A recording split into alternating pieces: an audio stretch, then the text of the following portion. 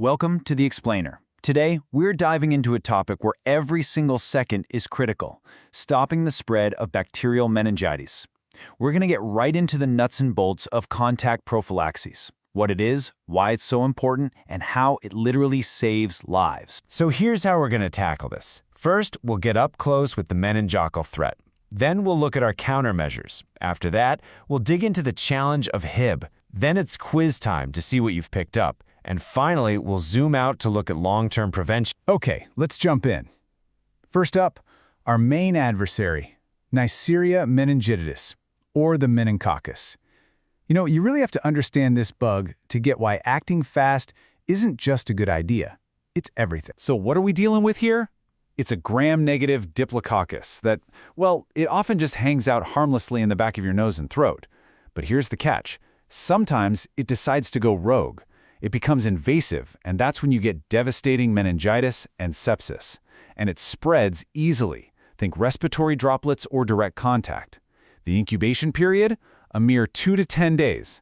That's an incredibly tight window, which is exactly why the response has to be lightning fast. Now get ready for this number. It's staggering. If you live with someone who has meningococcal disease, your risk of getting it isn't just a little higher. It's 500 to 800 times higher than for the average person. Let that sink in. That's not just a number on a slide. That's a massive flashing red light demanding we act and act now. And that urgency, it comes with a very, very strict deadline. The clock starts ticking the second the illness begins. You've got a golden window, about 24 hours, to get chemoprophylaxis on board for it to be most effective. Sure, you might still get some benefit up to day 7, but after that, the effectiveness just nosedives. We are truly, literally racing against the clock. Okay, so we know we have to act fast, but what do? That brings us right to the countermeasures. Let's talk about the specific chemoprophylaxis protocols we use to wipe out the bacteria in close contacts and just stop that chain of transmission in its tracks. All right, let's look at our toolkit. This lays out our go-to options. You've got rifampicin, kind of the standard for most non-pregnant adults. Then there's ciprofloxacin, super convenient, just a single dose. But here's the really critical part, the part you absolutely have to get right. For pregnant or lactating contacts, it's ceftriaxone, a single IM shot. That's the one. It's the preferred, safer choice, and knowing that can make all the difference. Okay, let's shift gears now. We're going to talk about our second pathogen, Haemophilus influenzae type B, or, as you'll hear it, Hib. And the story of Hib? Wow. It's really a tale about an old feared enemy and how a massive public health victory completely changed the game. So, if you go back in time, this little encapsulated gram-negative bug was an absolute terror. For parents, it was a nightmare. It was a top cause of really severe infections in young kids. Meningitis, pneumonia, you name it. And even if you got treated, the case fatality rate was a grim 3 to 6%. It was a huge, huge public health threat. And this right here shows one of the most incredible success stories in modern medicine. Look at the difference. Pre-1993, Hibs was everywhere. Post-1993, when the conjugate vaccine came along, it was a total game changer. The entire landscape just shifted. Cases of Hib meningitis basically fell off a cliff. It's just a perfect, powerful example of what widespread vaccination can achieve. So, what's the bottom line for dealing with Hib today? This is it.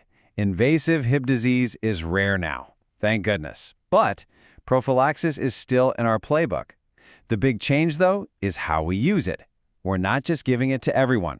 We're using a laser-focused approach, targeting only the most vulnerable, kids under 2 in the same house who aren't fully vaccinated. It's all about precision.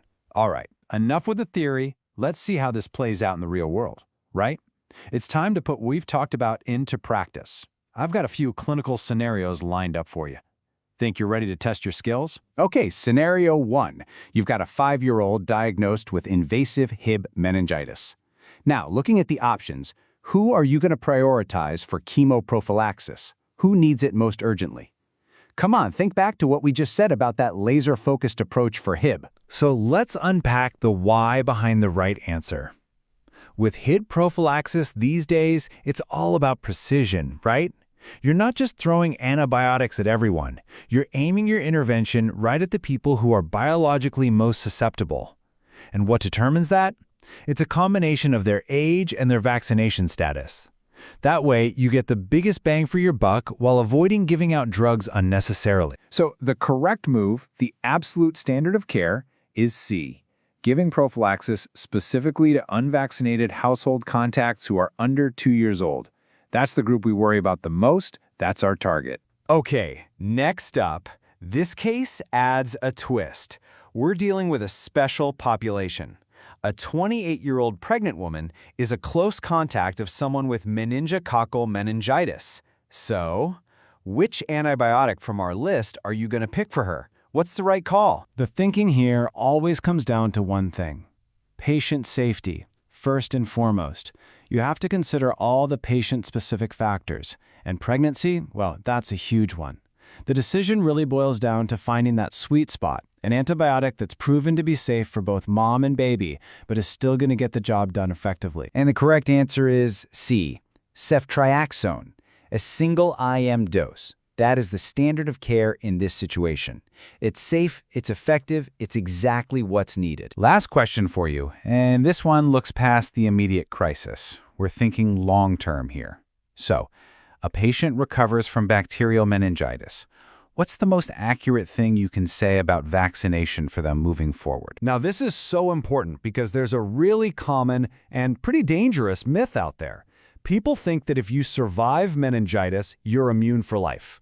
Nope, not true. A natural infection, especially with meningococcus, doesn't give you a solid lifelong immunity. In fact, you could argue it actually flags an underlying susceptibility, which makes preventing another episode even more important. And that's exactly why the answer is C. Vaccination is advised because patients who've had bacterial meningitis are at a higher risk of getting it again. It becomes a totally critical part of their long-term care. You're basically shutting a door that you now know is unlocked. All right, to wrap things up, let's pull the camera back. We've been deep in the weeds of individual cases and protocols. Now let's look at the bigger picture. The broad public health strategies that are a main line of defense against these really awful diseases. So it's not all about reacting after the fact. The real foundation is being proactive. And that means the simple stuff, good hand hygiene, covering your cough. But it also includes these really strategic clinical moves, like making sure patients get vaccinated after they recover, and giving extra shots to high-risk groups, like patients with cochlear implants.